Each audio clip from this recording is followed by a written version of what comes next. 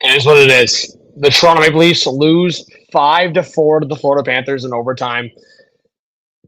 I mean, it's what it is, right? It's a series. That's why it's a best 4 out of 7 series. Like you win four, you go on. And you know what? I'll say this: you can't have it your way every game. It was the first game in Florida for Toronto. I think fully when you look at this situation, there's a couple things, right? Like you win the first 2 games, you're playing the defending champs. You know that you're going to get a couple calls that go against you. You're going to have a couple deflections that go against you, and that's what happened in this game. Anyone that's not biased or has a hatred against the Toronto Maple Leafs looks at this game and goes at least on 3 of the 5 goals, probably 4 of the 5 goals are complete flukes, deflections, things that don't happen every day, right? Like the first goal goes off Riley. The second goal, I mean, do we need to say much about the first 2 goals for the Panthers? It's pretty obvious, right? The only respectable goal was the Carter Verhaeghe goal. All right. I'm not talking about the second goal because the second goal, if that was the Leafs, I don't even want to get started on the second goal. They would have somehow determined, oh, there was not enough evidence that the puck crossed the line when we were shutting down the play. Remember 2023 in game 5 when Morgan Riley clearly scored and the puck crossed the line and goes, oh, we weren't sure if the play was dead or not. Yeah, that second goal for the Florida Panthers, I don't even want to talk about it. It's going to get me too fired up. The first 2 goals for the Panthers tonight, absolute just garbage trash, just not deserving, right? The third goal, Carter Verhaeghe, yeah, a bit of a breakdown from OEL and Benoit. I don't like that shift at all from Benoit. Panthers score to tie the game. The Leafs were fully up 3-1, right? Like when Matthew Nye scores the goal, Tavares scores the early goal, I was hyped. I thought this is the Leafs just taking control of this series and dominating the Panthers across the board. At the end of the day, you have to give the Leafs major credit for the goals they scored, right? Like the Matthew Nyes goal, that's breakdown after breakdown from the Panthers, and the Leafs dominating that shift. They hit the crossbar, then Matthew Nyes gets that great goal, and then Tavares, great 3-on-2. Pacioretty and Nylander involved in that, and the Tavares' patience to get the wraparound. Those are quality goals. It just speaks on the Leafs dominating the series. And yeah, they lost this game, but everyone was expecting the Panthers to push back and win this game. And it's a 5-4 in overtime where it can go either way. I'm the last guy to make excuses for the Toronto Maple Leafs. And if you've watched this channel and actually know where my head's at, you know that for a fact. So anyone speaking against me or speaking out like elsewhere on that fact is just lost in the sauce. The Toronto Maple Leafs lost a game in a potential 7-game series. That's the reality of the situation. They're still up 2-1 in the series.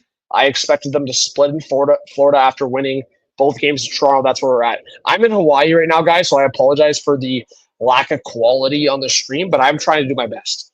I'm going to be back in better quality after game 4. So we'll see what happens. I hope the Leafs can get a dub.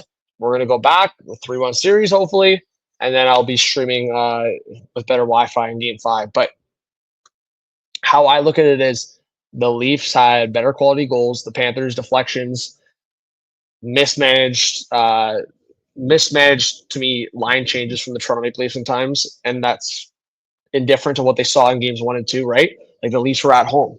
Berube had those line matchups.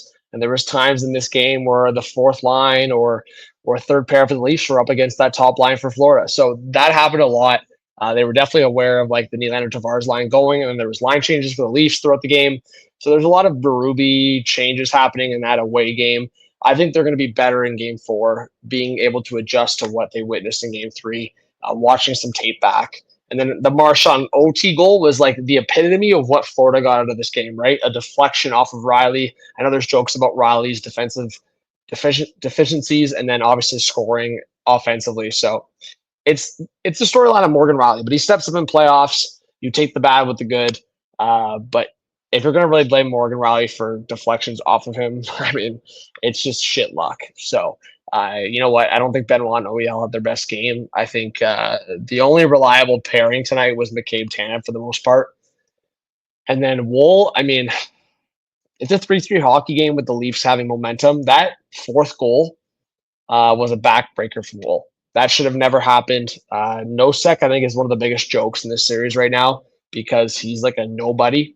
Like, here's the thing. Marchand, Bennett, all these guys pulling rat shit and being like fakers is like already sickening enough, but these guys are actually offensive contributors and keep players for their team. Thomas Nosek, I tweeted out, go look at Hot Take Hockey on X. The fact that he was faking shit towards the end of the game and earlier on when he's like going into the net and disrupting that play, like this is where I really want to advocate for my team, the Toronto Maple Leafs, because it's actually sickening that this freaking idiot drives himself into the net, disrupts the play, and then acts like he got assaulted, and then leaves the ice, goes to the dressing room for 7 seconds before he returns to the bench. Sickening stuff. And the fact that Nosek scored that fourth goal, I mean, it was so deserved that Riley scored that lucky goal to tie the game. But then, of course, Marchand scores the winning goal with a lucky deflection. So it was just one of those shit fest games. The Leafs, I have confidence they're going to bounce back in game 4. Wool's going to bounce back in game 4 because Joseph Woll had a couple bad goals against this game. Whether it's deflections or whatever it is, tracking the puck, you've got to make a couple of those saves, especially that fourth goal for the Panthers tonight. So that's where my head's at. The Leafs, we're always going to get pushed back from Florida. You win this game in 6 or 7, face adversity in this series, and you go far. That's how you win a Stanley Cup. You face adversity and still push through these bumps in the road. So thank you so much, guys. Give me your thoughts. While the Florida Panthers out-hit the Toronto Maple Leafs, were definitely physical in a different aspect in this game. I thought the Leafs had some better offensive possession. They were definitely better on the faceoff draw. I don't think it was by much, but there was a couple times Austin Matthews really frustrated me in big chances like that. And I did tweet out, like, the gap from like the best players in the league right now there's a bit of a gap from them to Austin Matthews. Like, I watched McDavid basically resurrect that game last night when they choke a 2-goal lead. Golden Knights come back at home, and it should have been for sure a Golden Knights win. It's Connor McDavid going end to end. Like, the fact that we've talked about McDavid and Matthews being in that same conversation, and McDavid able to do that, I haven't seen that from Matthews at all in these playoffs. He needs to really step up and do something massive in game 4 to carry the Leafs to a victory. He's the captain. I see guys bumping into his goalie in front of him, and he doesn't do anything. Those things bother me. So we need to see more in game 4, get a victory, go back home up 3-1. And then even if you lose that game, do what you did against Ottawa, win in 6. So thanks, guys, for watching. Give me your thoughts on this game. I'm a bit on the emotional, like, roller coaster vibe right now, but also, like, I gave you guys some evaluation and analysis based on what I watched. So subscribe, like, comment. I appreciate all the new subscribers. It's free to do so. And everyone following the channel, I hope to see you throughout the playoffs for all coverage. And so on, because off-season, free agency, all that stuff I'll be covering as well for other teams not in the playoffs. Thanks, guys. Talk soon. Peace.